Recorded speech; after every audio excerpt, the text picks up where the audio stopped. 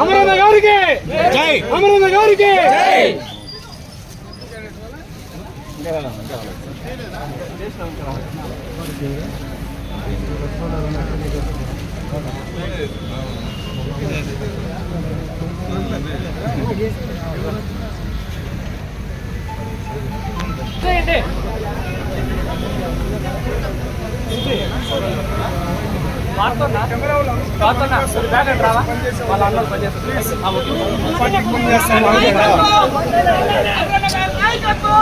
అందరూ పట్టుకొచ్చే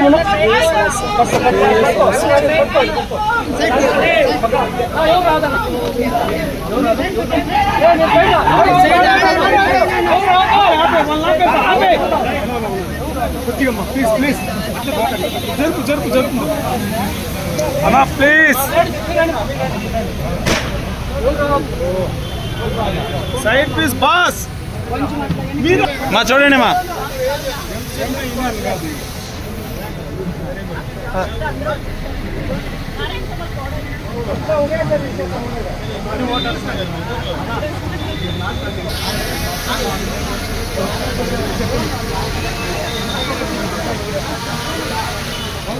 ready 3, 2, 1 action. ఏంటి sir పైన అన్న పైన అన్న పైన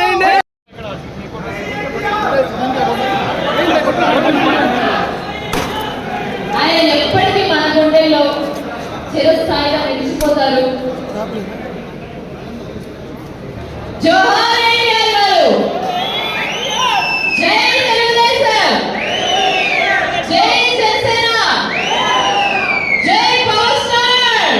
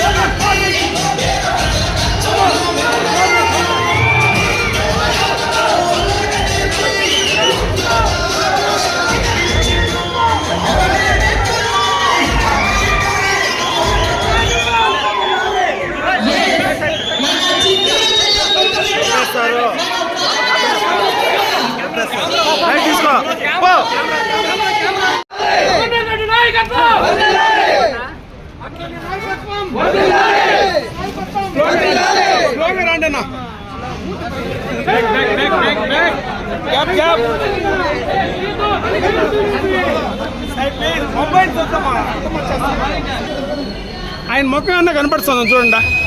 మీరెందుకు అడ్డం చేరుకుంటారు?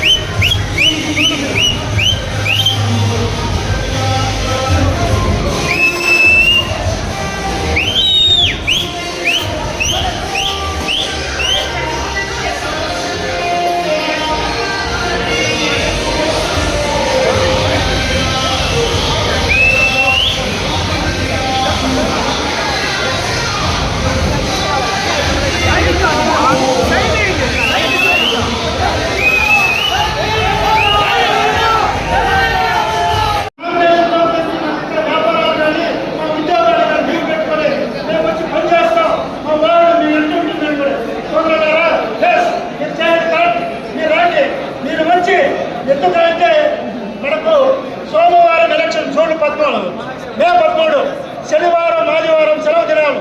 మీరు ఈ 2 రోజుల ముందు నుంచి కూడా ఎందుకంటే మీరు వస్తే మీ కుటుంబంతో పాటు 10 కుటుంబాలు సరిచేసే శక్తి సామర్థ్యాలు మీకున్నాయి.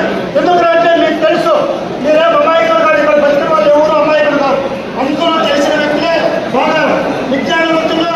మీరు వచ్చి 10 కుటుంబాలు సరిచేసి రాబోయే ఎలక్షన్లో చంద్రబాబు అవసరం ఉంటుందో మనకు తెలియదు. ఈ సమావేశంగా తెలియజేస్తున్నాం. చంద్రబాబు ముఖ్యమంత్రి అవసరంగా ఆయన అనుభవించారు. అంటే ఎమ్మెల్యే కానీ మంత్రి కానీ ఆయన అవసరమా మన కోసం పనిచేస్తున్నారు. వాళ్ళు పనికాలని మనం పోరాడుతున్నాం తప్ప వాళ్ళ పోరాడడం లేదు. వాళ్ళ కోసం మనం పనిచేసి మన రాష్ట్ర భవిష్యత్తు కోసం, మన పిల్లల భవిష్యత్తు కోసం, మన భవిష్యత్తు కోసం మన ఆంధ్రప్రదేశ్ దిశ ఎక్కడున్నారో ఎవరు చేస్తే బాగుంటుందో మీరందరూ కూడా గమనించి మీరందరూ కూడా అక్కడ మీ గ్రామంలో వచ్చి అక్కడ ప్రజలకు మీరు ఉద్దేశపూర్వకంగా తెలుగుదేశానికి ఓటేసి ఏమైతుంది మీకు చెప్తారని ఒక తెలుగుదేశాన్ని గణరాజ్యంలో నడిపించేందుకు మీరందరూ కూడా సహకరిస్తారని ఈ సభలో తెలియజేసుకుంటూ సెలవు తీసుకుంటున్నాను. జై తెలుగుదేశం, జై చంద్రబాబు. ఒక విషయం ఈ సందర్భంగా మీకు చెప్పాలి. నా రాజకీయ జీవితంలో ఎప్పుడూ కూడా నేను ప్రాతినిధ్యం వహించినటువంటి నియోజకవర్గంలో రాష్ట్రం వదిలి ఎప్పుడు నేను సమావేశాలు పెట్టా. మొట్టమొదటిసారి నా జీవితంలో ఈ సమావేశం పెట్టా. అది కూడా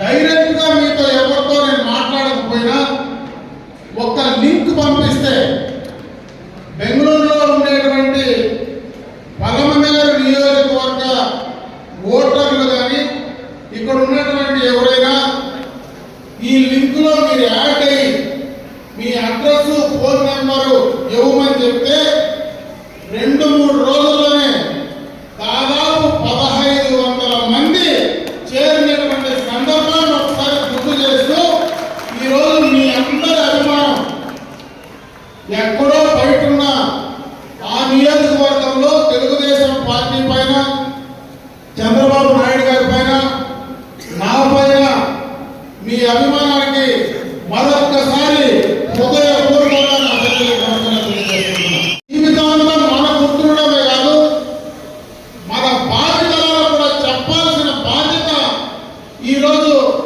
ఇక్కడ ఉన్నటువంటి ప్రతి ఒక్కరి పైన ఉందని చెప్పి కూడా మరొకసారి తెలియజేసుకుంటున్నా. గత 5 సంవత్సరాల్లో రాష్ట్ర విభజన అయిన తర్వాత, రాష్ట్ర విభజన కాకముందు ఉమ్మడి ఆంధ్రప్రదేశ్లో హైదరాబాద్ గురించి నేను కొత్తగా చెప్పాల్సిన పని లేదు, ఇప్పుడే చెప్పారు. విభజన అయిన తర్వాత ఆంధ్ర రాష్ట్రంలో మనకు నష్టం జరుగుతుంది, మనకు అన్యాయం జరుగుతుందని దాదాపు ఒక 8-9 నెలలు రోడ్లపై ఉన్నటువంటి సందర్భాన్ని ఒకసారి మనం గుర్తు చేసుకోవాలి. ఆ రోజు బెంగళూరులో అందరూ కూడా ఉద్యోగాలు చేసుకుంటా ఉంటే ఊరికి వచ్చే పరిస్థితి కూడా లేదు. బస్సులు లేవు, రోడ్లు బ్లాక్ అయ్యాయి. అన్ని కులాలు, వర్గాలు, పార్టీలకు అతీతంగా ఆ రోజు మనం అందరం కూడా ఉద్యమాలు చేశాం. అయితే రాష్ట్ర విభజన జరిగింది. విభజన జరిగిన తర్వాత చంద్రబాబు నాయుడు గారు ముఖ్యమంత్రి అయ్యారు.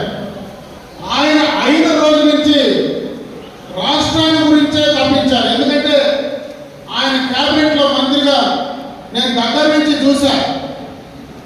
ఈ రాష్ట్రానికి ఒక పక్క పెట్టుబడులు కావచ్చు, ఒక పక్క సాగునీరు కావచ్చు, ఒక పక్క త్రాగునీరు కావచ్చు, రాష్ట్రంలో మౌలిక వసతులన్నీ తీసుకురావాలా, ఈ రాష్ట్రాన్ని ముందుకు తీసుకెళ్లాలా, ఈ రాష్ట్రానికి విభజనప్పుడు ఏదైతే కేంద్ర ప్రభుత్వం పార్లమెంట్ లో తీసుకున్నటువంటి చట్టాన్ని అమలు చేయాలని ఆ రోజు ఎన్డీఏలో కలిసి ఉండిన ఒక రాష్ట్రానికి సంబంధించినటువంటి సమస్యలపైనే ఆ రోజు బీజేపీతో వ్యతిరేకించాం.